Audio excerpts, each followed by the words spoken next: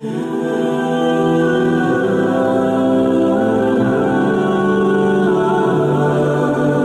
پھر آقا نے روتے روتے فرمایا کاش آج میری ماں زندہ ہوتی اور میں لوگوں کو نماز عشاء پڑھا رہا ہوتا اور اس میں سورہ فاتحہ کی تلاوت کر رہا ہوتا، پھر میری ماں کو میرے ساتھ کوئی کام یاد آ جاتا، میری ماں دروازے کی چلمن کو سرکا کے کہتی ابنی محمد، میرے بیٹے محمد میری بات سنو۔ فرمایا لوگو میں اپنی نماز توڑ کے پہلے ماں کی بات کو سن لیتا۔ یہ ماں ہے جس کی محبت کو مصطفیٰ کریم نے بھی محسوس کیا ہے۔ اونچی مسندوں پہ بیٹھنے کا وہ مزہ نہیں جو ماں کے قدموں میں بیٹھنے کا مزہ ہے۔ اور وہ کیا کہا تھا خورشید گیلانی نے، وہ کہتا ہے کہ 5 اسٹار ہوٹلوں میں کھانا کھانے میں وہ لطف کہاں جو چولہے پہ پاس بیٹھ کے ماں کے ہاتھوں سے پکی ہوئی چپاتیاں کھانے میں مزہ ہے، اور عالی جناب حضرت صاحب اور اعلیٰ اور بھاری اور بھرکم لفظ سننے میں اور گارڈ آف آنر کا معائنہ کرنے میں وہ لذت کہاں ہے جو ماں کے اوئے ببلو کہنے کے اندر رکھا گیا ہے۔ ماں جب بولتی ہے تو اس کے لہجے میں جبریل بولتا ہے، ماں جب مسکرا کے دیکھ لیتی ہے تو لگتا ہے جنت کی ساری کلیاں کھل اٹھی ہیں۔ ایک شخص نے سین حرم میں اپنی ماں کو اپنے کندھوں پہ سوار کرا کے طواف کروایا اور پھر حضور کی خدمت کے پاس میں حاضر ہوا، عرض کی حضور میں نے کہ اپنی ماں کا حق ادا کر دیا ہے، کہا تو اس کی ایک مسکراہٹ کا بدل نہیں دے سکا۔ ماں جب مسکراتی ہے تو اس کے لہجے میں اتنی مٹھاس ہوتی ہے، میں کہتا ہوں ساری دنیا کے شہد نچوڑ دیے جائیں اتنی محبت پیدا نہیں ہوتی جتنی محبت ماں کے لہجے میں ہے۔ جب وہ بیٹے کو اوے ببلو اوے مٹھو کہہ کے پکارتی ہے، اوے بیٹا کہہ کے پکارتی ہے، آواز دیتی ہے، تو ماں کے لہجے کے اندر وہ رس گل رہا ہوتا ہے کہ حوریں بھی آفرین آفرین کر رہی ہوتی ہیں۔ ماں کے بے ادب ہاتھ جوڑ کے ماں سے معافی مانگ لیں، باپ کے گستاخ ہاتھ جوڑ کے باپ سے معافی مانگ لے، یہ سرمایہ زندگی میں نہیں ملے گا۔ عموماً قدر نعمت زوال نعمت کے بعد ہوتی ہے۔ آؤ ماں باپ کی قدر کو پہچانیں اور اللہ کی رحمتوں کو لوٹیں۔ علامہ اقبال کی جب والدہ فوت ہوئی تو وہ پھوٹ پھوٹ کے روئے، جوان ہونے کے باوجود ان کی آنکھوں سے آنسو نہیں تھمتے تھے، اور پھر روتے روتے کہتے تھے وطن میں ہوگا اب کس کو میرا انتظار، کون میرا خط نہ آنے سے رہے گا بے قرار، آرزو لے کے تیری خاک کے تربت پہ آؤں گا، اب تو آئے نیم شب میں کس کو میں یاد آؤں گا، کون پچھلے پہر اٹھ کے دعا کرے گا، ماں ہی دعا کرتی ہے۔ ماں کے جب ہاتھ اٹھ جاتے ہیں تو اجابت کے سارے دروازے کھل جاتے ہیں۔ ماں جب بولتی ہے اور دعا کے لیے ہاتھ اٹھا دیتی ہے، اللہ رحمت کے سارے دروازے کھول دیتا ہے اور قریب آ کے ماں کی فریاد کو سنتا ہے۔ ماں کی دعا جو اولاد کے حق میں ہے، مظلوم کی دعا اور مسافر کی دعا، حدیث میں آتا ہے یہ 3 دعائیں ایسی ہیں جو رد نہیں ہوتی۔ تو ماں کی دعائیں لیں، ان کی خدمت کریں اور والدین کی رضا چاہیں، اور اللہ کی ناراضگی والدین کی ناراضگی میں ہے۔ جس پہ والدین راضی ہو گئے سمجھ لو خدا اس پہ راضی ہو گیا، اور جس پہ والدین راضی نہیں ہیں چاہے وہ جتنے مرضی لمبے سجدے کرتا رہے، اس کا رب عرش کا رحمان اس پہ راضی نہیں ہو سکتا۔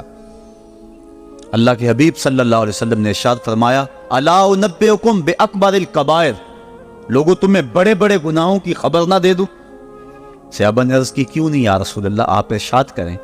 فرمایا الاشراک باللہ وعقوق الوالدین وجلس وکان متقیا، قال الا وقول الزور والشہادۃ الزور۔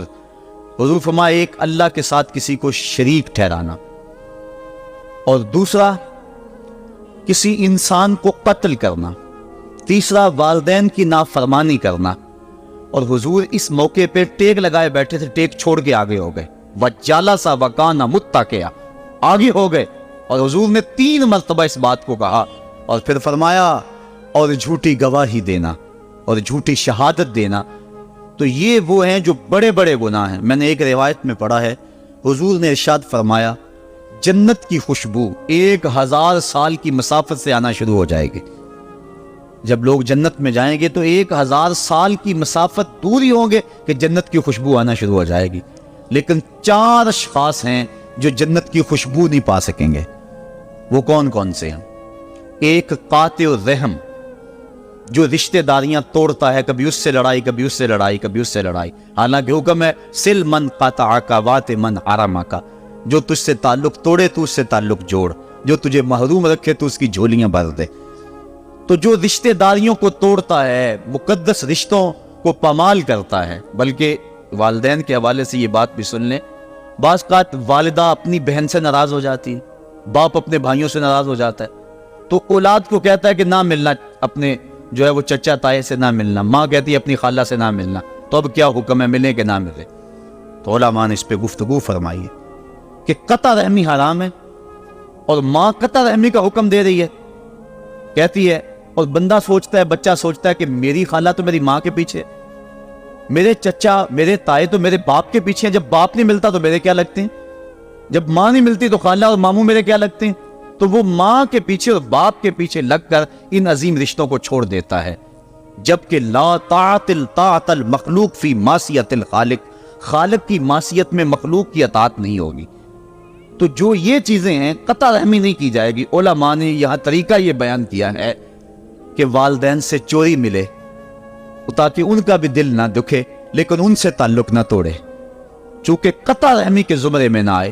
تو 4 اشخاص ہیں قیامت کے دن جو جنت کی خوشبو بھی نہیں پائیں گے، ان میں سے قطع رحمی کرنے والا، دوسرا بوڑھا زانی، اور تیسرا تکبر کی وجہ سے ٹخنوں سے نیچے شلوار لٹکانے والا، اور چوتھا والدین کی نافرمانی کرنے والا۔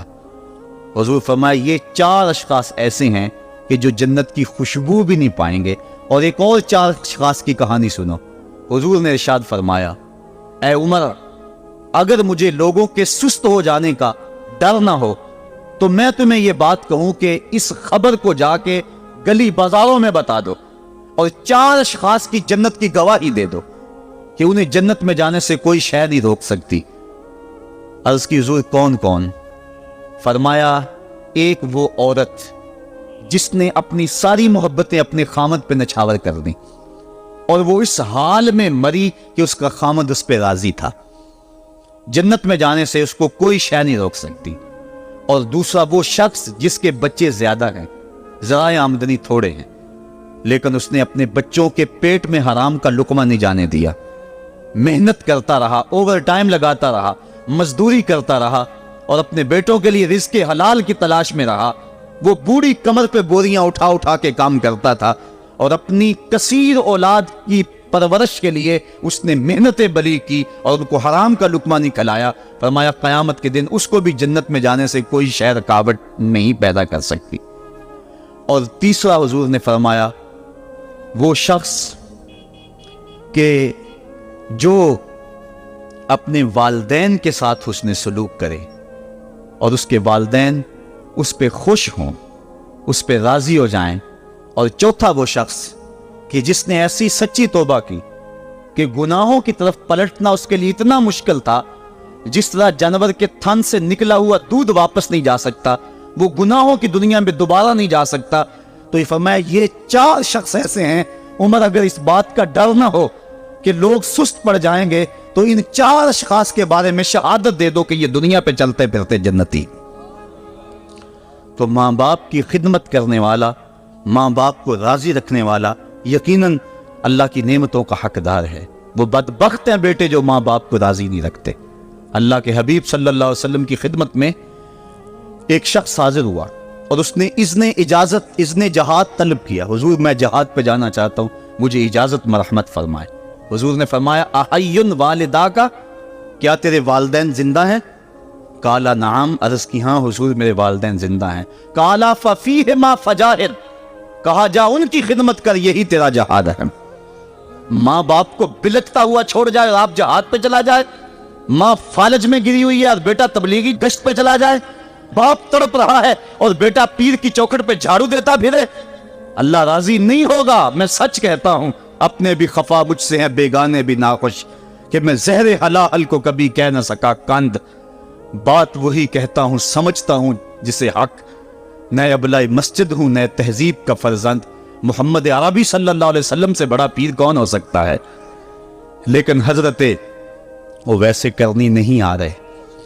آقا کریم اپنے بٹن کھولتے ہیں اور کرن کی طرف، یمن کی طرف رخ کر کے لمبی سانسیں لیتے ہیں اور کہا میں رحمان کی خوشبو پا رہا ہوں۔ ایک دن صحابہ نے پوچھا بندہ نواز جس کے لیے تڑپتے ہو، جس کی ٹھنڈی ہوائیں آپ کو آ رہی ہیں، وہ آپ کا بڑا پیار کرنے والا ہے؟ کہا ہاں میرے سے بڑی محبت کرتا ہے۔ تو کہا پھر اتنی محبت کرتا ہے تو یمن تو دور نہیں ہے، بلال حبش سے آ گیا، سلمان فارس سے آ گیا، صہیب روم سے آ گیا، اور وہ یہاں یمن سے نہیں آ سکا؟ فرمایا اس کی بوڑھی اور نابینا ماں ہے جس کی خدمت اس کو نہیں آنے دیتی۔ اللہ اکبر۔ اب حضرت اویس کرنی نہیں آئے لیکن خیر التابعین کہلائے، آئے نہیں لیکن حضور ان کی یاد میں تڑپ رہے۔ اللہ، بلکہ حضور نے فرمایا کہ کوئی جائے اویس بن عامر کو ملے، اور جب ملے تو اس کو کہنا میری امت کی بخشش کی دعا کرے۔ جو ماں باپ کی خدمت کرتا ہے اس سے ثابت ہوا اس کی دعائیں قبول ہوتی ہیں۔ میں نے ایک روایت میں پڑھا ہے کہ جو آدمی روزانہ اپنے والدین کے لیے دعا کرے، والدین زندہ ہوں تب بھی، والدین فوت ہو گئے ہوں تب بھی، یہ عادت بنا لے، روزانہ ماں باپ کے لیے دعا کرے، ساری زندگی اس کے رزق میں بے برکتی نہیں آئے گی، اللہ اس کو رزق کی فراوانی عطا کر دے گا۔ اور جو والدین کے لیے دعا نہیں کرتا اللہ تعالیٰ کی رحمتوں سے محروم ہو جاتا ہے۔ حضرت ابو ہریرہ رضی اللہ تعالیٰ عنہ جب بھی ہاتھ اٹھاتے تھے تو یہ دعا کرتے تھے، اللہم اغفر لأبی ہریرہ ولأمی ولمن استغفر لہما، اے اللہ ابو ہریرہ کو بخش دے، حضرت ابو ہریرہ کی ماں کو بخش دے، اور قیامت تک جو ہم دونوں کے لیے بخشش کی دعا کرے اس کو بھی بخش دے۔ حضرت امام محمد بن سیرین ایک بزرگ ہوئے تابعی، جب بھی دعا کرتے تھے یہ دعا ضرور کرتے تھے، اے اللہ ابو ہریرہ کی بخشش کر دے۔ کسی نے کہا کہ تمہیں ابو ہریرہ رضی اللہ تعالیٰ عنہ ان کی ماں سے بڑی ہمدردی ہے؟ کہا ان سے جو ہمدردی ہونی ہے وہ تو ہونی ہے۔ انہوں نے کہا ہوا ہے اللہ ابو ہریرہ اور ان کی ماں کو بخش دے، جو ان کے لیے دعا کرے اس کو بھی بخش دے، تو میں دعا کر کے اپنی بخشش پکی کر رہا ہوں۔ تو والدین کے لیے دعا کرنا اللہ کی رحمت کو دعوت دینا ہے۔ تو فرمایا کہ جاؤ اویس بن عامر کو جانا اور جا کے اس کو میری امت کے لیے دعا کا کہنا۔ حضرت سیدنا عمر فاروق حضرت علی المرتضیٰ گئے، جا کے ڈھونڈا، تلاش کیا، اویس بن عامر ملے، حضور کا سلام کہا، بس پھوٹ پھوٹ کے رونے لگے۔ کہا بتاؤ میرے رسول کے لبوں پہ میرا نام کیسے آیا تھا؟ حضور میرا جب تذکرہ کرتے تھے کیسے کرتے تھے؟ یہ درد دیکھا تو بولے کہ کیا آپ اتنی محبت رکھتے ہیں تو پھر ملنے کیوں نہیں آئے حضور؟ اتنا جو پیار رکھتے ہیں تو زیارت کرنے کیوں نہیں آئے؟ تو حضرت اویس کرنی نے بات کے رخ کو بدلا، کہا تم نے میرے رسول کو دیکھا ہے؟ تم نے میرے رسول کی زیارت کی ہے؟ کہا ہاں ہم تو صبح و شام وہاں رہے ہیں۔ کہا پھر بتاؤ حضور کی یہ ابرو جڑے ہوئے تھے یا کھلے ہوئے تھے؟ اب دونوں حیران ہو گئے۔ کہا تم نے تو دیکھا، میں نے تو دیکھا نہیں، تم بتاؤ نا، پھر میں تو گیا نہیں، مجھے کہتے ہو گیا نہیں، تم بتاؤ حضور کے ابرو جڑے ہوئے تھے یا کھلے ہوئے تھے؟ حیران ہیں۔ کہا حضور آپ ہی بتلائیے۔ کہا کوئی دور سے دیکھتا تو جڑے ہوئے نظر آتے، قریب آ کے دیکھتا تو کھلے ہوئے نظر آتے۔ یہ وہ ہے جو ماں کی خدمت کرتا رہا اور حضور کے دربار میں حاضر نہیں ہو سکا، لیکن حاضری اس کی تھی، وہ جہاں بھی تھا وہ نبی کے قرب میں تھا۔ تو اس لیے ماں باپ کی خدمت اتنا بڑا وظیفہ ہے۔ حضرت بایزید بستامی کہتے ہیں میں نے حق معاف کروا لی اپنی ماں سے، کہ ماں تیرے حق ادا کروں یا اللہ کے حق ادا کروں؟ تو مجھے اپنے حق معاف کر دے، میں اللہ سے اپنے حق معاف کروا لیتا ہوں، اپنی اللہ کو راضی کر لیتا ہوں۔ جنگلوں میں گھومتے رہے، 12 سال بیت گئے، ایک دن دوبارہ آئے، بستام کی سمت سے گزرے، خیال آیا چلو ماں کو سلام کر جاؤں۔ تہجد کا وقت تھا، رات کا وقت تھا، دروازے پہ کھڑے رہ گئے کہ میری ماں سوئی ہوگی، میں نے کبھی کوئی خدمت نہیں کی ماں کی، تو آپ اٹھا کے تکلیف کیوں دوں؟ ساری رات کھڑے رہے۔ جب تہجد کا وقت گزرا تو نالی سے پانی آیا، سمجھ گئے کہ میری ماں تہجد کے لیے اٹھی ہے، دروازے کے قریب ہو گئے تو ماں نے ہاتھ اٹھا لیے، کہا اللہ میرا بیٹا بایزید تیری طلب میں نکلا ہوا ہے، میں نے اسے اپنے حق معاف کر دیے، تو اس کو اپنا وصال عطا کر دے۔ حضرت بایزید دروازہ کھٹکھٹانے لگے اور ماں کے قدموں میں لپٹ گئے اور رو کے کہنے لگے جس رب کو میں جنگلوں میں تلاش کرتا ہوں وہ تو رب میری ماں کے پاس ہے۔ تو ماں کی دعاؤں میں اللہ کی رضا ہے، ماں راضی ہو جائے تو سمجھ لو خدا راضی ہے۔ اللہ تعالیٰ جل شانہ نے ارشاد فرمایا وَقَضَىٰ رَبُّكَ أَلَّا تَعْبُدُوا إِلَّا إِيَّاهُ، تیرے رب نے یہ طے کر دیا ہے کہ اس کے علاوہ کسی کی پوجا نہیں کرو گے، وَبِالْوَالِدَيْنِ إِحْسَانًا، اور والدین کے ساتھ اس نے سلوک سے پیش آؤ گے، اما یبلغن عندک الکبر احدہما او کلاہما فلا تقل لہما اف ولا تنہرہما، اگر تیرے پاس دو یا دونوں میں سے ایک بڑھاپے کو پہنچ جائیں تو پھر ان کے سامنے تو نے اف بھی نہیں کہنی اور نہ ان کو جھڑکنا ہے اور ان سے نرم لہجے میں بات کرنی ہے۔ جب ماں باپ جوان ہوں، بچوں کی ضروریات پوری کر رہے ہیں، ان کے تعلیمی اخراجات اور ان کے معاشی سارے معاملات درست کر رہے ہوں، تو اس وقت تو والدین کی بچے تعظیم کرتے ہی ہیں۔ امتحان اس وقت شروع ہوتا ہے جب ماں باپ بوڑھے ہو جاتے ہیں اور چلنے پھرنے کی سخت بھی نہیں رہتی، صرف سانس کی ایک ڈوری لٹکی رہتی ہے، اور جس طرح بچہ اپنے بدن سے مکھی بھی نہیں اڑا سکتا تھا، اب یہ حالت ماں باپ پر آ گئی اور بچے کی طرح مزاج چڑچڑا ہو گیا۔ زمانے کے حالات بدل گئے، لیکن ماں کی پرانی، باپ کی وہ پرانی روش ہے، وہ اسی انداز میں اسی ڈگر میں بات کرتا ہے۔ یہ آزمائش کے دن ہے، یہ امتحان کے دن ہے، اب دیکھنا ہے والدین کی اس وقت تعظیم کون کرتا ہے۔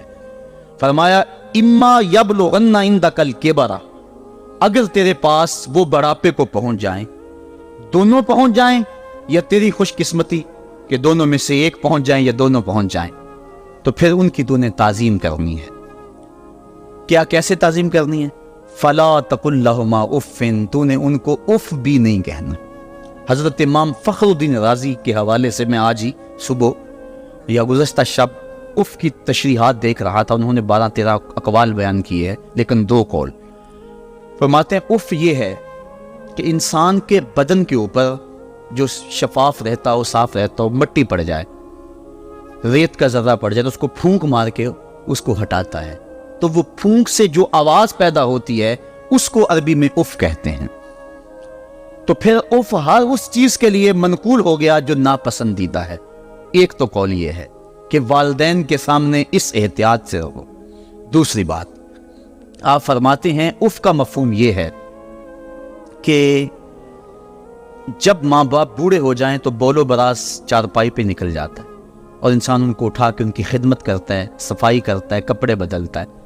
انسان کی طبیعت میں جو فطری نفاست ہے اس کے تحت اس کو ماں باپ سے جو مکروہ اور ناپسندیدہ بو آتی ہے اس سے وہ بچنا چاہتا ہے۔ وہ نفرت ماں باپ سے نہیں ہوتی، وہ نفرت اس بدبو سے ہوتی ہے جو ماں باپ کے بدن سے یا چارپائی سے یا کپڑوں سے اٹھ رہی ہے۔ تو بندہ اپنے جو ہے وہ ناک پہ کپڑا رکھ لیتا ہے اس بدبو سے بچنے کے لیے۔ تو اف کے مفہوم کو بیان کرتے ہوئے حضرت امام رازی کہتے ہیں کہ انسان کو اس بات سے بھی روکا گیا ہے کہ تو اپنے ناک پہ کپڑا رکھ کے اگر ان کو صفائی کر رہا ہوگا تو ماں باپ کے نازک دل پہ کہیں یہ بوجھ نہ آ جائے کہ میرا بیٹا مجھ سے نفرت کر رہا ہے۔ اس لیے والدین کی تعظیم کا عالم یہ ہے کہ تو کھلے ناک سے ان کی خدمت کرے اور وہ بدبو سہتا رہے اور اپنے ناک کے اوپر کپڑا بھی نہ رکھے کہ تیرے ماں اور تیرے باپ کے دل کے اندر اتنا خلال اور ملال بھی پیدا نہ ہو۔ یہ ہے اف کا زمرہ۔ حضرت امام حسن رضی اللہ تعالیٰ عنہ نے ساری زندگی اپنی والدہ حضرت فاطمہ الزہرا کے ساتھ بیٹھ کے کھانا نہیں کھایا تھا۔ ایک دن حضرت سیدہ فاطمہ نے فرمایا کہ بیٹا میرا جی چاہتا ہے کہ میرے ساتھ تم بیٹھ کے کھانا کھاؤ، لیکن تم نے کبھی بھی میرے ساتھ بیٹھ کے کھانا نہیں کھایا، کیا وجہ ہے اس کی؟ تو حضرت امام حسن فرمانے لگے، عرض کرنے لگے، امی میں اس ڈر سے آپ کے پاس بیٹھ کے کھانا نہیں کھاتا کہ کہیں کسی لقمے کی طرف آپ کی نظر بڑھ جائے اور میں عدم آگہی کی وجہ سے اپنے ہاتھ کو اس لقمے کے پہ ڈال لوں اور نہ جان سکوں کہ اس لقمے کو اٹھانے کا ارادہ میری ماں کے دل میں پیدا ہو چکا ہے اور میں اللہ کی رحمتوں سے محروم ہو جاؤں، اس ڈر سے میں آپ کے ساتھ بیٹھ کے کھانا نہیں کھایا کرتا۔ یعنی ماں باپ کی تعظیم کا عالم یہ ہے، اف تک نہ کہو۔ حضرت سعید بن المسیب رضی اللہ تعالی عنہ جلیل القدر تابعی ہیں، وہ فرماتے ہیں کہ والدین کے سامنے بیٹے کی حالت کیا ہونی چاہیے۔ وہ فرماتے ہیں جس طرح بھاگا ہوا غلام پکڑا جائے اور اس کو پکڑ کے جو ہے وہ آقا کے سامنے پیش کر دیا جائے، تو اس بھاگے ہوئے غلام کو پکڑ کے جب آقا کے سامنے پیش کر دیا جائے تو جو حالت اس غلام کی ہوتی ہے، بیٹے کی حالت یہ ماں باپ کے سامنے ہونی چاہیے۔ اب ان بیٹوں کو سوچنا چاہیے جو اپنے ماں باپ کو دقیانوسی کا تانا دیتے ہیں اور سمجھتے ہیں یہ اولڈ فیشن ہے، انہیں کیا پتا زمانہ کہاں چلا گیا ہے، اور ان کے فیشنوں کو مسترد کرتے ہیں۔ علماء نے اس بات کو تفصیل کے ساتھ بیان کیا ہے کہ شریعت کے جو قطعی ضابطے ہیں ان ضابطوں اور ان قوانین کو اور ان معاملات میں تو والدین کی فرما برداری نہیں ہوگی، اللہ کی اگر معصیت ہوتی ہو، لیکن جو معاملے شک والے ہیں وہاں ماں باپ کے قول کو ترجیح دی جائے۔ تو فرمایا ان کے سامنے اف بھی نہیں کہنی، وَقُلْ لَهُمَا قَوْلًا كَرِيمًا، اور ان سے نرم لہجے میں بات کرنی ہے. وَخْفِضْ لَهُمَا جَنَاحَ الذُّلِّ مِنَ الرَّحْمَةِ, اور ان سے بات اور ان کے لیے اپنے بازو بچھا لینے ہیں نرم دلی کی وجہ سے, نرمی کی وجہ سے. جب جانور زمین کی طرف رخ کرتا ہے, اوپر سے نیچے کی طرف آتا ہے تو اپنے پروں کو سکیڑ لیتا ہے, تو اس کے لیے یہ لفظ بولے جاتے ہیں وَخْفِضْ لَهُمَا جَنَاحَ. تو اللہ تعالیٰ فرمایا جس طرح وہ جانور عجز سے اپنے بازو سکیڑ لیتا ہے اور پھیلاتا نہیں ہے, والدین کے سامنے تیری اکڑ, تیرا عہدہ, تیرا منصب, تیری شانیں, تو بڑا اونچا ہے, لوگ تجھے سلوٹ کرتے ہیں, تیرے ہاتھ چومتے ہیں, تجھے سلام کرتے ہیں, اونچی کرسیوں پہ تو بیٹھتا ہے, لیکن وہ سب وہاں چھوڑ دے اور ماں کے قدموں میں عاجز بن کے بیٹھ جا, باپ کے قدموں میں عاجز بن کے بیٹھ جا. وہاں اپنی اس کسی چیز کا لحاظ رکھ. پرندہ اوپر کوڑے تو پر کھولے, لیکن جب نیچے آئے تو پروں کو سمیٹ لے. تیرا عہدہ, تیرا منصب باہر رہے. جب ماں باپ کے پاس آئے اس وقت تو مؤدب غلام کی صورت میں اپنے والدین کے سامنے کھڑا. وَقُلْ رَبِّ ارْحَمْهُمَا كَمَا رَبَّيَانِي صَغِيرًا. اور اگلا حق یہ بیان فرمایا کہ اللہ کی بارگاہ میں عرض کرے, اللہ میری ماں پر بھی اور میرے باپ پر بھی رحم فرما دے, جس طرح میں چھوٹا تھا اور میرے اوپر انہوں نے رحم فرمایا. انسان ماں باپ کے حق دے ہی نہیں سکتا. حضور نے ارشاد فرمایا کہ انسان ماں باپ کے حق نہیں ادا کر سکتا الا یہ کہ ان کو غلام پائے اور خرید کر آزاد کر دے. اس کے علاوہ کوئی صورت ایسی نہیں ہے. ایک شخص نے حضور کی خدمت میں حاضر ہو کے عرض کیا, حضور میں اپنے والدین کی بڑی خدمت کی ہے. اس کو امام حقی نے لکھا ہے, اور جن مراحل سے میں گزرتا رہا ہوں ان مراحل سے میرے ماں باپ گزرے ہیں اور میں نے ان کی خود خدمت کی ہے. آج بیٹے بیویوں پہ کام چھوڑ دیتے ہیں کہ بیوی خدمت کرے گی. احسان دانش کہتا ہے کہ میں نے اپنی بیوی کو ہاتھ نہیں لگانے دیا. میں نے کہا میرے ماں باپ ہے, یہ خدمت اور کوئی حاصل کیوں کرے, یہ تو میں حاصل کروں گا. تو ساری خدمت میں نے خود کی. جس طرح انہوں نے نوالے توڑ توڑ کے میرے منہ میں ڈالے, میں نے بھی حضور ایسے کیا. جس طرح میرے لیے میری ماں رات جاگتی رہی, میں بھی اپنی ماں کے لیے جاگتا رہا. جن جن مراحل سے میرے لیے وہ گزرے تھے, اتفاقاً میرے حالات, میرے ماں باپ کے حالات ایسے پیدا ہو گئے کہ میں نے اسی طرح اپنے ماں باپ کی پرورش کی ہے اور میں اپنے ماں باپ کی جو ہے وہ میں نے خدمت کی ہے. تو کیا میں نے اپنی ماں کا, اپنے باپ کا حق ادا کر دیا ہے؟ حضور نے ارشاد فرمایا تو نے ایسے ہی خدمت کی ہوگی, لیکن جب تیری خدمت تیری ماں کرتی تھی تو ساتھ ساتھ تیری زندگی کی دعائیں مانگتی تھی. اور جب باپ بوڑھا ہو گیا تھا, ماں بوڑھی ہو گئی تھی, آزاد شل ہو گئے تھے, فالج میں مبتلا تھے, تو ان کے لیے زندگی کی دعائیں تو نہیں مانگتا تھا. تو یہ کہتا تھا اللہ انہیں پردہ دے دے. تیری ماں نے تو کبھی تیرے لیے پردہ نہیں مانگا تھا. بیٹا لولا ہو, بیٹا لنگڑا ہو, ماں کبھی نہیں کہتی بیٹے کو ڈاکٹر جواب دے دیں. ماں کبھی نہیں کہتی کہ میرے بیٹے کو اللہ پردہ دے دے. ماں یہی کہتی ہے مالک مجھے لے لے, میرے بیٹے کو زندگی دے دے. میں سب کچھ بیچ دیتی ہوں, اپنا زیور بیچ دیتی ہوں, میرے بیٹے کی صحت بچ جائے, میرے بیٹے کی زندگی بچ جائے. ماں کی موجودگی میں کوئی کہہ بھی نہیں سکتا. باپ کے لیے تو کہہ دے, ماں کے لیے تو کہہ دے بڑی تکلیف ہے تیرے باپ کو, بڑی تکلیف ہے تیری ماں کو, اللہ کرے اب پردہ ہی عطا کر دے. خود نہیں کہتا تو کسی سے یہ سن سکتا ہے بندہ, لیکن ماں سن سکتی ہے کوئی کہے اللہ تیرے بیٹے کو پردہ دے دے. تو فرمایا جب وہ تیری خدمت کرتے تھے تو وہ تیری زندگی کی دعائیں مانگتے تھے, اور جب تو خدمت کرتا تھا تیرے دل میں ان کے پردے کی آرزو تھی. فرمایا تو جتنی مرضی خدمت کی ہے, ماں کی خدمت کا بدل کیسے ہو سکتا ہے؟ تو ماں باپ کی خدمت انسان کر ہی نہیں سکتا, تو پھر کیا کرے؟ عرض کرے اللہ میں تو خدمت نہیں کر سکتا, تو ان کے اوپر رحم فرما دے. ماں باپ کے لیے دعا کرے. علماء نے یہاں بیان فرمایا ماں کافر ہو تو پھر بھی دعا کرے, باپ کافر ہو تو پھر بھی دعا کرے, مومن ہو تو پھر بھی دعا کرے, گناہگار ہو پھر بھی دعا کرے, نیکوکار ہو پھر بھی دعا نہ چھوڑے. حضرت ابو ہریرہ رضی اللہ تعالیٰ عنہ فرماتے ہیں میری ماں کافرہ تھی اور میں حضور کا غلام, اور ماں ہر وقت اپنی دھن میں اور میں اپنی دھن میں ہوں. حضرت ابو ہریرہ کے بھائی کوئی نہیں ہے, باپ فوت ہو گئے ہیں, بہن کوئی نہیں ہے, ابھی شادی بھی نہیں ہوئی, دنیا پہ رشتے کوئی نہیں سوائے ماں کے. گھر آتے ہیں تو ماں سے بات کرنی ہوتی ہے, جو سن کے آتے ہیں ماں سے وہ دکھ پھولنا ہوتا ہے, بات کرنی ہوتی ہے, حضور کی باتیں سنانی ہوتی ہیں. لیکن ماں ہے اتفاق سے کافرہ ہے, حضور کی بات وہ سننا گوارا نہیں کرتی. حضرت ابو ہریرہ کو اور بات آتی کوئی نہیں, وہ تو کرتے ہی حضور کی باتیں. ایک دن حضور کی بات چھیڑی, ماں کی زبان سے کوئی جملہ ایسا نکلا جو سخت تھا, گوارا نہ ہو, چھوڑ دیا گھر کو. ماں تیری عظمت کو سلام, لیکن رسول اللہ کے مقابلے میں تیری کوئی شان نہیں ہے. گھر سے نکلے, لیکن نکلے تو پاؤں ڈگمگا رہے تھے. کہ دنیا پہ ایک ہی رشتہ تھا وہ بھی جاتا رہا. چند قدم چلے تو دل میں خیال آیا سارے دکھوں کا جو مداوع کرتا ہے موسیٰ کی بارگاہ میں یہ ٹکڑا کیوں نہ بیان کر دے. دریائے رحمت جوش میں تھا. وہ دلوں کی حالتیں بوجھ لینے والے آقا نے پوچھا ابو ہریرہ کیا ہے؟ عرض کی حضور میری ماں کی ہدایت کے لیے دعا کر دو. یہ کہا پھوٹ پھوٹ کے رونے لگے. حضور نے فوراً ہاتھ اٹھا دیے اور مسلم کے لفظ ہیں اللہم اہد ام ابی ہریرہ تا، اے اللہ ابو ہریرہ کی ماں کو ہدایت عطا کر دے. بس یہ بات سنی حضرت ابو ہریرہ کا چہرہ کھل اٹھا، اپنے گھر کو دوڑ لگا دی. کوئی رستے میں ملا، کہا ابو ہریرہ اتنی تیز تو تم کبھی نہیں دوڑتے تھے، آج کیا ہوا؟ اتنی تیز تیز کیوں دوڑ رہے ہو؟ کہا آج ہی تو دیکھنا چاہتا ہوں کہ گھر پہلے میں پہنچتا ہوں یا میرے آقا کی دعا پہلے پہنچتی ہے. حضرت ابو ہریرہ فرماتے ہیں جب میں گھر پہنچا تو دروازہ بند تھا. میں نے دستک دی، اندر سے آواز آئی بیٹا ٹھہرو میں آتی ہوں. کہا اس لہجے کو جان گیا، اس میں محمد کی بولی بول رہی ہے. کہا تھوڑی دیر کے بعد میری ماں آئی، تازہ غسل کی وجہ سے اس کے بالوں سے پانی کے قطرے ٹپک رہے تھے اور میری ماں زنجیر کھول رہی تھی، اس کے لبوں پہ شہادت کا کلمہ جاری تھا. تو والدین کے لیے مغفرت کی دعا کرتے رہیں، والدین کی بخشش کی دعا کرتے رہیں. والدین جب دنیا پہ ہوتے ہیں تو اللہ کی رحمت کا گھنا سایہ ہوتے ہیں، لیکن جب دنیا سے چلے جاتے ہیں ان کی قبر سے بھی فیض ملتا ہے اور سکون اور طمانینت ملتی ہے.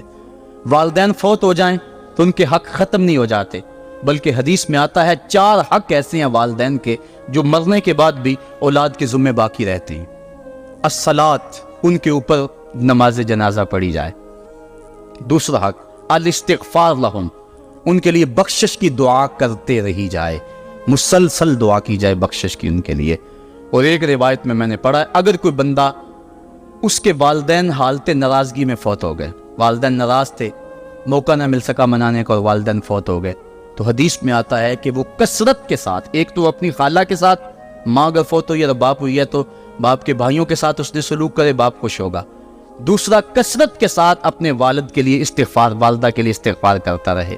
جب کثرت سے استغفار ہوتا رہے گا تو اس کے والدین راضی ہوں گے، اللہ اس کے گناہ کو معاف فرما دے گا. دوسرا حق والدین کا یہ ہے استغفار لہم، ان کے لیے بخشش کی دعا کی جائے، حدیث میں آتے ہیں. تیسرا حق بر الاصدقاء، ماں کی سہیلیوں، بہنوں اور رشتہ داروں کے ساتھ، اور باپ کے دوستوں، بھائیوں اور رشتہ داروں کے ساتھ اس نے سلوک کیا جائے. اور چوتھا حق انجاز الوعد، وعدوں کو پورا کرنا، یعنی ماں نے یا باپ نے جو وعدے کیے ہوئے تھے، مسجد سے کوئی وعدہ تھا، مدرسے سے وعدہ تھا، کسی فلاحی تنظیم سے وعدہ تھا، کسی غریب سے اعانت کا وعدہ تھا، یا ان کا معمول تھا اعانت کرنے کا، تو جو ان کے معمولات ہیں اچھائی کے ان کو جاری رکھا جائے اور اس سلسلے کو باقی رکھا جائے. تو یہ 4 حق ایسے ہیں جو والدین کے مرنے کے بعد بھی اولاد کے ذمے باقی رہتے ہیں. والدین اللہ کی بہت بڑی نعمت ہے. جب یہ سایہ سر سے اٹھ جاتا ہے تو پھر پتہ چلتا ہے کتنا گھنا سایہ تھا. صاحبو، جن کے والدین زندہ ہیں وہ ان کی زندگی کو غنیمت سمجھے، اور جن کے والدین کا گھنا سایہ ان کے سر سے اٹھ گیا ہے وہ ان کے لیے استغفار اور کثرت دعا سے ان کی رضا حاصل کرنے کی کوشش کریں. اللہ تعالیٰ نے والدین کی رضا میں ہی اپنی رضا کو چھپا کے رکھا ہوا ہے، اور یہ والدین اتنا بڑا سرمایہ ہے. میں آپ حیثیت کیا رکھتے ہیں؟ خود امام الانبیاء صلی اللہ علیہ وآلہ وسلم نے والدین کی آرزو کی ہے. حدیث میں آتا ہے، امام سیوطی نے اس کو الحابل الفتاوی میں لکھا ہے، امام حیثمی نے بھی اس کو کنز الاموال میں لکھا ہے. ایک دن حضور نماز عشاء پڑھانے آئے. نماز عشاء پڑھانے کے لیے مصلی پہ کھڑے ہوئے، تا حد نظر صحابہ تھے. حضور کو دیکھ کر ادب سے کھڑے ہو گئے، بس آنکھیں چھلکنے لگی. پھر حضور نے روتے روتے کہا، لو ادرکت والدی او احدہما، کاش آج میرے ماں باپ زندہ ہوتے یا ان میں سے کوئی ایک ہی زندہ ہوتا. انسان نے دکھوں کی زندگی گزاری ہو، بعد میں اللہ خوشحالیاں دے دے، تو انسان آرزو کرتا ہے کہ کاش آج میرے ماں باپ زندہ ہوتے، میرے دکھوں بڑا دور دیکھا تھا، آج سر پہ عزتوں کی سجی ہوئی دستار بھی دیکھتے، میری غربت دیکھی تھی، دولت کی ریل پیل بھی دیکھتے، میرے گھر میں پریشانیاں دیکھی تھی، میرے گھر کے آنگن میں محبتوں کے کھلے ہوئے گلاب بھی دیکھتے. آرزو کرتا ہے، تمنا کرتا ہے. اللہ کے حبیب صلی اللہ علیہ وسلم کے والد اس وقت انتقال کر گئے تھے جب حضور شکم مادر میں تھے. والدہ اس وقت انتقال کر گئی جب عمر 6 سال تھی. ابوا کی ریت کے ٹیلے ہیں، مدینہ المنورہ سے واپسی ہے، حضرت آمنہ، حضرت ام ایمن اور حضور، 3 نفوس پہ مشتمل یہ قافلہ ہے، 2 اونٹ ہیں۔ حضرت آمنہ کو بخار ہو گیا، جان گئی کہ یہ میرا بخار جان لیوا ثابت ہوگا۔ ام ایمن کو بلایا، حضور کا ہاتھ پکڑ کے ان کے ہاتھ میں دیتے ہوئے کہا، ام ایمن میرے اس بیٹے کو بحفاظت امیر قریش عبد المطلب تک پہنچا دینا۔ اور پھر اپنے بیٹے کو پاس بٹھایا، سر پہ ہاتھ رکھا، پیار کرنا چاہا اور کوئی باتیں کرنا چاہیں، لیکن ضبط کے سارے پیمانے ٹوٹ گئے، آنکھوں سے آنسو نکلنے لگے۔ بیوہ ماں نے جب اپنے در یتیم کے سر پہ ہاتھ رکھا تو پھر عرب کی ریت کے ذرے بھی رونے لگے۔ سیدہ آمنہ نے روتے ہوئے چند جملے کہے جو ابن حشام نے محفوظ کیے، کہا بیٹا ہر نئی چیز نے پرانی ہو جانا ہے اور ہر باقی نے فنا ہو جانا ہے، میں بھی جا رہی ہوں، وہ ذکری باق لیکن میرا ذکر نہیں مٹے گا، وہ ولد تو تہرا اس لیے کہ تیرے جیسا پاکیزہ بیٹا چھوڑ کے جا رہی۔ جن ماؤں کے بیٹے اتنے اچھے ہوں ان ماؤں کا تذکرہ نہیں مٹا کرتا۔ یہ جملے کہے اس کے بعد حضرت آمنہ نے آنکھیں بند کر لی۔ حضور علیہ السلام اپنی ماں کے جسد پہ پھوٹ پھوٹ کے روئے، ریت کے ٹیلے میں ماں کی تدفین کی، اوپر مٹی انڈھیل دی، آنسوں کا چھڑکاؤ کیا۔ آج ہو بھی کیا سکتا تھا، مدینہ تو رسول میں حضور کی والدہ فوت ہوتی تو آقا کریم کے لیے، ماں کے لیے کتنے صحابہ جنازے میں آتے، کتنے لوگوں کا ہجوم ہوتا، جنت سے فرشتے بھی پھول لے کر آتے، لیکن آج نہ کوئی جنازے میں شامل ہے۔ وہ کیا کسی نے کہا تجھے کن پھولوں سے ہم کفن دیں، تو جدا ہی ایسے موسموں میں ہوا جب درختوں کے ہاتھ پھولوں سے خالی تھے۔ حضور آنسوؤں کا چھڑکاؤ کیا اور ام ایمن کے ساتھ چمٹ کے بیٹھ گئے، اور حضرت ام ایمن نے جناب عبد المطلب تک پہنچایا، اور 8 سال کی عمر تھی کہ عبد المطلب رضی اللہ تعالیٰ عنہ کا بھی انتقال ہو گیا۔ ابن حشام نے لکھا ہے جب امیر قریش کا جنازہ اٹھا تو پورا مکہ امڈ آیا، اور ایک بچہ تھا جس کی عمر 8 سال ہوگی، وہ کبھی اس دیوار سے لگ کے روتا تھا، کبھی اس دیوار کے ساتھ لگ کے روتا تھا۔ پھر شاب ابی طالب کی سختیاں بھی جھیلی، عام الحزن کا غم بھی کاٹا، طائف کے بازاروں میں پتھر بھی کھائے، پتے کھا کھا کے بھی گزر اوقات ہوا، مکے کے بازاروں میں اجریاں بھی ڈالی جاتی رہی، کھدے ہوئے گڑوں کا سامنا بھی کیا، بچھے ہوئے کانٹوں سے بھی گزرنا پڑا۔ لیکن آج وہ وقت ہے کہ اللہ نے حکم صادر کر دیا، پتھر مارنے والے سن لیں، کانٹے بچھانے والے سن لیں، راہ میں گڑے کھودنے والے سن لیں، میرے نبی کی آواز سے اب تو آواز بھی اونچی نہ ہونے پائے۔ عمر کا سرمایہ ضائع کر دوں گا، تمہارے نامہ اعمال میں ایک نیکی بھی نہیں رہے گی۔ اگر نبی سے ملنا چاہتے ہو ڈائریکٹ نہ آ جاؤ، پہلے گھر جاؤ، پھر کوئی چیز لو، پھر بازار جاؤ، کوئی فقیر ڈھونڈو، اس کو صدقہ کرو، پھر میرے نبی کی چوکھٹ پہ آؤ، تمہیں پتہ چلے کس چوکھٹ پہ آ رہے ہیں۔ ادب کے ضابطے سکھائے، خبردار نبی کے دروازے پہ اونچی آوازیں نہ لگانا، بلکہ نبی کی چوکھٹ پہ آ کے بیٹھ جاؤ، نبی اپنی مرضی سے آئے تو اپنے دل کی حاجت کہہ لو۔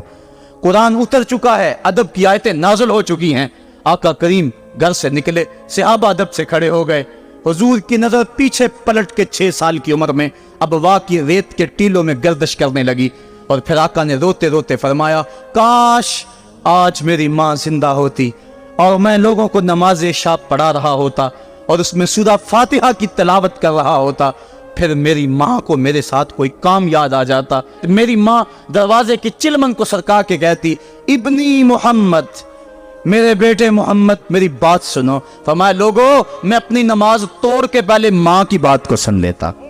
یہ ماں ہے جس کی محبت کو مصطفیٰ کریم نے بھی محسوس کیا ہے۔